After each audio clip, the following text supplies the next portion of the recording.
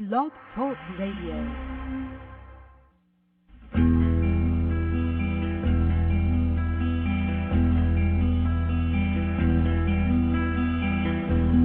Thunder down the road, I flew around the earth.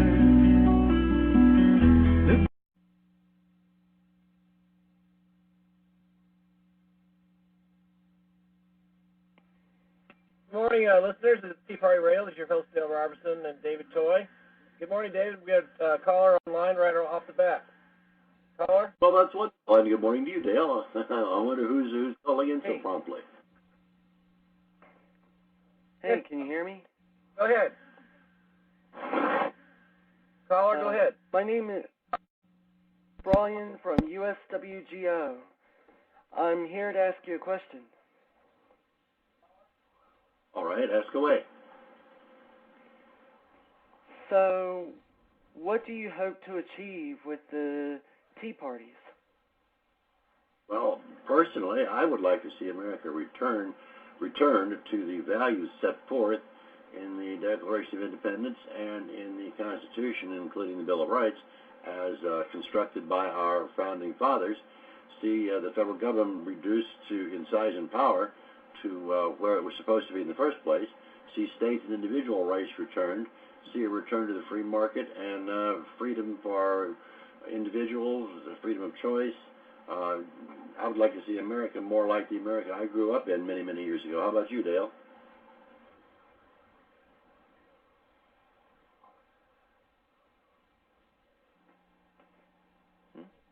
Hello? Hello? Yes, Dale. I'm sorry. I didn't know if you were hearing.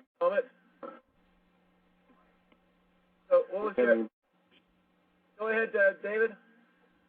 I was just wondering if we were having a bit of a glitch this morning. It seems like we're not hearing each other back and forth. Are we running smoothly, or is there a... Everything's running now. Okay, great. Well, in answer to the caller's question, what we would like to see accomplished by the Tea Party, return America to the values, the fundamentals that Obama wishes to change, as set forth in the Declaration of Independence, in the Constitution, including the Bill of Rights, and is explained by and detailed by our founding fathers.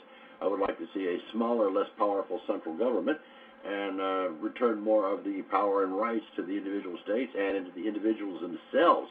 I would like to see government get out of the way more and let the free market correct itself. And as Ronald Reagan said, the government's not the answer to the problem; it is the problem. And in many cases, that's true. And this government, in 16 months, has done things that I never thought could happen in America. Taking over the automobile industry, insurance companies. They have a provision going through now. It's already through the House, and if it goes through the Senate, it would allow the president the right to take over any financial institute just because he thought it was having problems and was too big to fail. This is not the way it's supposed to be. We're not living, under a monarchy, at least not yet. And we hope never to be.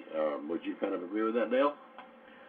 Well, exactly. In fact, I was in a meeting yesterday. I just got back from Phoenix this weekend and turned around after our radio program yesterday, went to Austin. So that was like an 8-hour trip, round trip back and forth. And I met with a group called the Coffee Party. And if you just sit down and talk to people with a different, slant on things, you'll find there's more commonality than differences.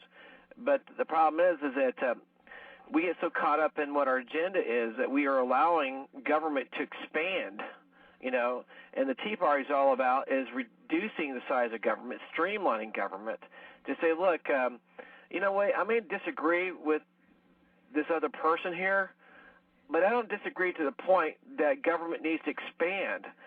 Government needs to get out of our way, allow us to live our lives, to create jobs. Every time they take $1 out of your pocket and my pocket, that takes jobs away from society. We're not creating jobs. What we're doing is we're putting somebody on the dole as far as government payroll, whether the guy's in the military or is receiving an entitlement through a handout.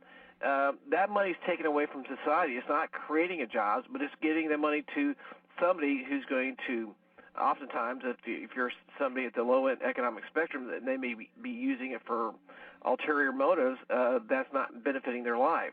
And to say, look, we're going to have you continue to receive these subsidies, and somebody has made a recommendation that people that are on government subsistence should be taking drug tests. I don't get into government intruding on our private lives, but the fact is that people are not doing something that brings value back to our society. It's detrimental to us as a nation. And so what we need to do is look, I have no problem of government providing, lifting people up, providing that sort of parachute or, opportunity to protect people from when they're down. But the problem is when government is institutionalizing it, they're stealing money from you and I, which would be creating jobs because we would be out spending those dollars in our economy, correct? And that would create tax base. So you'd have more people that are making money, that are spending money on taxes because everybody pays taxes through their employer, that it would allow our government to become more efficient and more effective. What we've had is that people are more concerned about their agenda, that government is not working efficiently and effectively. Absolutely right. I could not agree more. And speaking of taking a dollar out of our pockets, or several dollars out of our pockets, Barack's economic team is already calculating the government revenues that would be possible from a value-added tax, a VAT tax, which would be a Hey, guys, I have to pull away just a second because I'm still having some problems technically. Okay? So I'll be right back. All righty. All right. You want to just wait? Okay. I don't know if the technical problems are allowing me to get through or not. But basically, the value-added tax that we mentioned would be a national/federal sales tax on top of everything else that is in place. And the Bush tax cuts being eliminated. And if you can think back, or if you are very, very old or a student of history, you might remember that the income tax, when it was first put in place, was not supposed to go over 3%. Anybody out there paying 3% income tax? I don't think so. So when the government's talking about a value-added tax, the percentages they mention now can be changed at the twinkling of an eye if they can get the VAT, the value-added tax, through in the first place.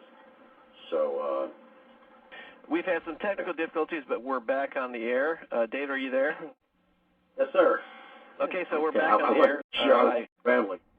So, caller, you were mentioning or saying something? Yeah. I was just going to ask a few questions because I run an alternative website and I want to put the thing about what you were saying on there because there's been a lot of people lately that attack tea parties, makes them out to be like they're trying to demonize tea parties. And from what you're saying, it sounds really good, your cause. Well, thank you. I appreciate that. And we as Americans need to stand together, and we need to put aside the differences because you have to look at government. A person wants to get elected, they have to find a seat of power. And by making you out to be the enemy and demonizing each one of us is that they generate a power base. And I say, look, you might want to get elected, but I'd rather have you be elected because you stand for something, not because you demean another person. Let me know about yourself. What do you represent? What are your values? What is your character? And we don't get that in government. What we get is this attack, and that's what you're seeing right now. You've got the politicians who are motivated by manipulating the public, and they will use terms that demonize one another to generate a power base. And I'm, for one, have stood up against it. And that's my reason for doing the old Tea Party, was because I noticed that in government since my college days that the political leaders will demonize each American. I mean, I was in the military, right? And military personnel, they would demonize us as baby killers during Vietnam, but when it was politically correct to be patriotic, we support our military. And it became very apparent to me that the